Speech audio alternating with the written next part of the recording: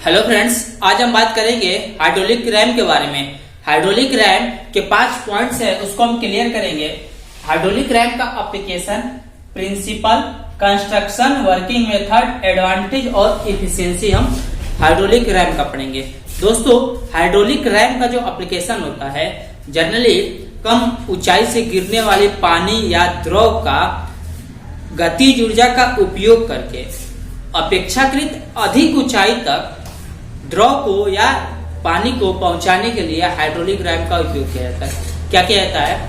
Hydraulic ram का प्रयोग जहां पर पानी की मात्रा बहुत ज्यादा, सोर्स बहुत ज्यादा हो, लेकिन वो कम ऊंचाई से गिर रही हो, तो उस पानी की कुछ मात्रा को उठाकर अधिक ऊंचाई तक पहुंचाया जाता है हाइड्रोलिक रैम की सहायता से।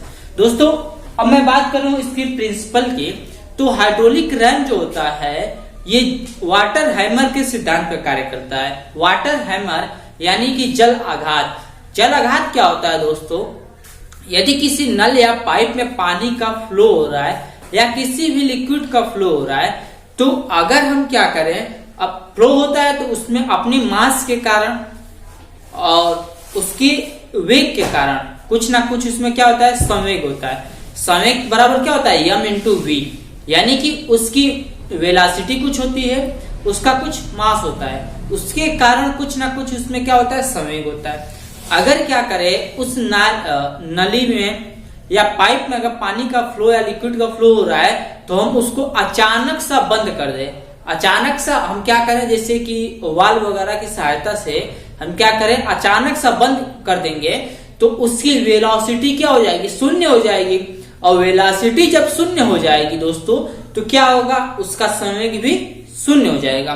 और यही संवेग शून्य हो जाने के कारण, अचानक से शून्य हो जाएगा ना, क्योंकि हम अचानक सा अगर क्या करते हैं, नली को बंद कर देते हैं, तो अचानक सा बंद करने के कारण उसकी वेलोसिटी शून्य होगी, तो उसका संवेग भी शून्य होगा। और अचानक संवेग शून्य होने के कारण उस पर क्या लगेगा, वाल्व पर बहुत ज्यादा प्रेशर फोर्स लगेगा।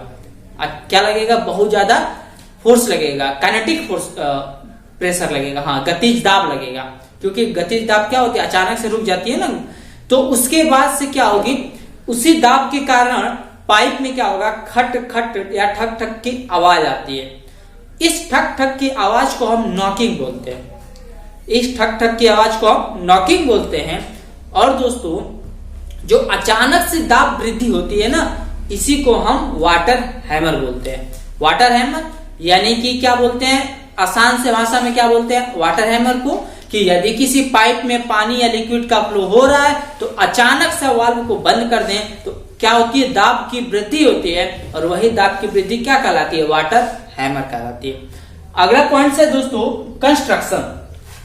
हाइड्रोलिक रैम का जो कंस्ट्रक्शन यानी कि संरचना जो होता है, मैंने यहाँ पे दिखाया है। इसमें क्या होता है, सबसे पहले एक वाटर सोर्स होता है। वाटर सोर्स, जैसे कि आपने पहाड़ी इलाकों में देखा होगा, झरने वगैरह जो होती हैं, वहां जैसे बहुत ज्यादा पानी गिरती है, यानी कि क्या है, वाटर सोर्स का है या लिक्विड सोर्स का है, जहां पे बहुत ज्यादा पानी हो और इसकी कुछ कम ऊंचाई हो। उसके बाद से क्या होता है, एक सप्लाई पाइप लगा दिया जाता है वाटर सोर्स से, और पाइप का कनेक्शन एक रहता है हमारे पास वाल्व बॉक्स। क्या होता है, वाल्व बॉक्स। इस वाल्व बॉक्स में एक यहाँ वाल्व लगा होता है जिसको बोलते हैं सप्लाई वाल्व, एक यहाँ वाल्व होता है जिसको बोलते हैं वेस्ट वाल्व, और एक यहाँ वाल्व होता है जिसको बोलते हैं डिलीवरी वाल्व। उसके बाद से एक हमारे पास एयर विसेल होता है। वे एयर विसेल का मतलब वायु पात्र, यानी कि इसमें क्या होता है, वायु भरी रहती है। उसके बाद से एक यहाँ पर वाल्व लगा दिया जाता है जिसको बोलते हैं नॉन रिटर्न वाल्व। उसके जस्ट बाद एक हम जो डिस्चार्ज पाइप होता है उसको लगा के हम पानी या लिक्विड का क्या करते हैं, एक डिस्चार्ज टैंक में डिस्चार्ज कर लेते हैं, यानी कि एक कुछ ऊंचाई तक पहुंचा लेते हैं। दोस्तों, मैं बता दूं, अगर यहाँ पर आउटलेट पे एक बार प्रेशर जनरेट होगा, कितना, एक बार अगर प्रेशर जनरेट होगा, तो लगभग 10 मीटर की ऊंचाई तक क्या हो सकता है, लिक्विड या पानी को पहुंचाया जा सकता। अगर एक बार प्रेशर जनरेट होगा तो, अगर उससे ज्यादा होगा तो और उससे ज्यादा ऊंचाई तक हम पानी को पहुंचा सकते हैं, लिक्विड को पहुंचा सकते हैं। दोस्तों, इसके बाद से इसका है वर्किंग मेथड। वर्किंग मेथड यानी कि आप यहां देखिए कि सबसे पहले इस पानी का जो सोर्स है या लिक्विड का सोर्स है, यहां से लिक्विड आता है किसके सप्लाई के माध्यम, सप्लाई पाइप के माध्यम से। उसके बाद से हम क्या करते हैं, यहां से सप्लाई वाल्व को जैसे ही खोलते हैं तो इसमें क्या होता है, बहुत तेज, अब बहुत ज्यादा ना इसमें हमारे पास लिक्विड है तो बहुत तेज गतिज ऊर्जा होती है, जिसके कारण इसमें क्या होता है, कुछ ना कुछ संवेग होता है और संवेग के कारण इसमें कुछ बहुत तेजी से क्या होती है, जो लिक्विड होता है आके भर जाता है। दोस्तों इस वेस्ट वाल्व की बात करें तो इसका कुछ ना कुछ वेट होता है, तो अपने वेट के कारण ये क्या होता है, खुला रहता है। और ये क्या होता है, अच्छा इसकी पहले बात करते हैं, ये वेस्ट वाल्व क्या होता है, खुला रहता है। अब इसमें पानी भरता जाएगा तो दाब भी तो बढ़ता जाएगा, और दाब बढ़ने के कारण ये क्या होगा, वाल्व एक समय ऐसी आएगी कि अचानक सा बंद हो जाएगी। अब अचानक सा बंद होगी वाल्व तो इसमें क्या है, संवेग तो था, अब संवेग क्या हो गया, शून्य हो गया।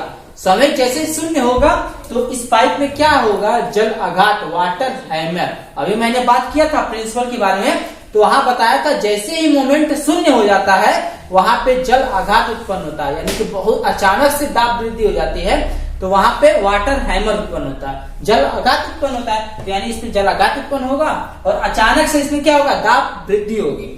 और ये क्या था, वाल्व बंद था, जैसे ही दाब वृद्धि होगी तो ये वाल्व खुल जाएगा। और ये क्या हुआ, देखिए ये वाल्व खुला था, प्रेशर हुआ तो ये बंद हो गया, और ये क्या हुआ, खुल गया। और ये वाल्व को हमने क्या कर दिया, बंद कर दिया।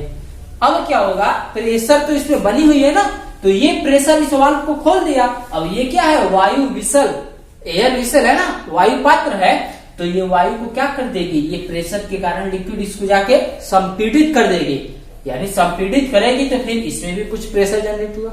अब यही प्रेशर के कारण क्या होगा, ये नॉन रिटर्न वाल्व जो है खुलेगा और तुरंत लिक्विड जो है चाहे द्रव है यहां से खुल के तुरंत इसी पाइप के माध्यम से डिस्चार्ज टैंक में चला जाएगा। क्या होगा, जैसे ही अब एयर विसल है ना, तो ये जैसे ही संपीड़ित हो जाएगी, ये वाल्व नीचे गिरेगा, ये वाल्व खुलेगा और पानी को या लिक्विड को उठाएंगे सप्लाई टैंक में, सॉरी डिस्चार्ज टैंक में डाल देगी। बस सिंपल सा इसका वर्किंग है। जो सोर्स से हम पहले लिक्विड या पानी को लेते हैं सप्लाई पाइप के माध्यम से, फिर हम सप्लाई वाल्व को खोलते हैं।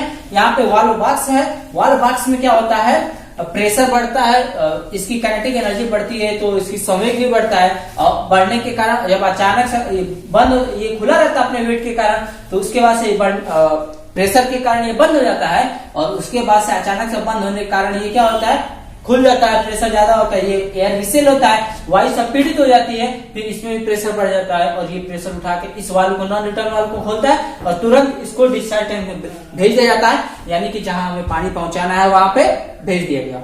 यही क्या था इसका वर्किंग मेथड, बहुत सिंपल सा वर्किंग मेथड है दोस्तों। और इसकी एडवांटेज की बात करें, एडवांटेज देखिए, इसमें आपने पूरे पार्ट्स में कहीं ऐसा पार्ट नहीं देखा कि जिसमें पिस्टन हो, सिलेंडर हो, यानी पिस्टन और सिलेंडर नहीं है तो आम बात है कि यहाँ पर क्या है, लुब्रिकेंट यानी कि स्नेहक की आवश्यकता नहीं है। उसके बाद इसको हम क्या कर सकते हैं, बहुत अच्छे इसका रख रखाव में मान लीजिए तो बहुत ज्यादा खर्चा नहीं आने वाला है, प्लस इसके साथ साथ जो इसकी मान लीजिए कि नहीं होता मेंटेनेंस खर्च जो होता है वो भी क्या है, बहुत कम है।